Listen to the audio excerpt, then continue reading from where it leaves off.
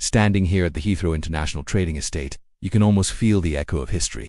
It was right here, on the morning of November 26, 1983, that one of Britain's biggest and most audacious heists took place. The target, Brink's Security Company, a place thought to be completely impenetrable. What began as just another ordinary day would end with the disappearance of £26 million in gold bullion, a haul that would be worth hundreds of millions of pounds today.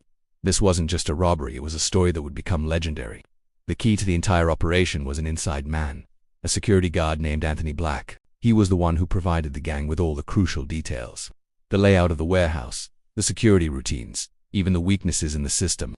Every morning, the guards followed a strict, predictable protocol. The facility itself was a fortress, equipped with state-of-the-art alarms, armed personnel, and a vault that was considered virtually unbreakable. But even the strongest fortress has a weak point, and this time, it was human. At 6:30 a.m., just as the day was beginning, 6 armed men disguised as security guards approached the warehouse. Thanks to the information from Black, they gained entry without raising any suspicion. The robbers initially thought they were there for cash, maybe a few million, but what they found inside was beyond their wildest dreams. 3 tons of pure gold bullion. The scale of their potential score had just multiplied exponentially. Their plan was executed with military precision. Using the company's own forklift and vehicles, they spent the next couple of hours methodically loading the heavy gold bars. The guards on duty were bound and threatened, completely powerless to stop the heist unfolding right in front of them.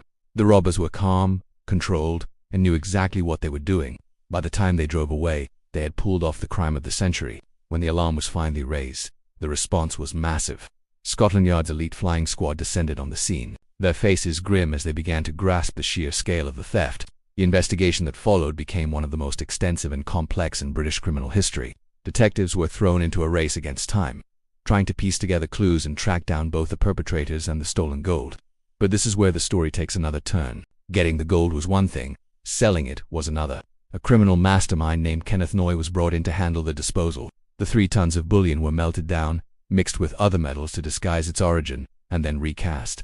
This new gold was then funneled through a complex network of legitimate dealers and international contacts. The money was laundered through offshore accounts and shell companies, stretching across continents and making it almost impossible for investigators to follow the trail.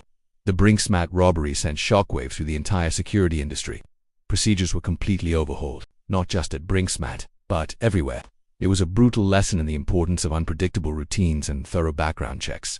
Yet, despite the massive police efforts and the changes in security, most of the gold simply vanished.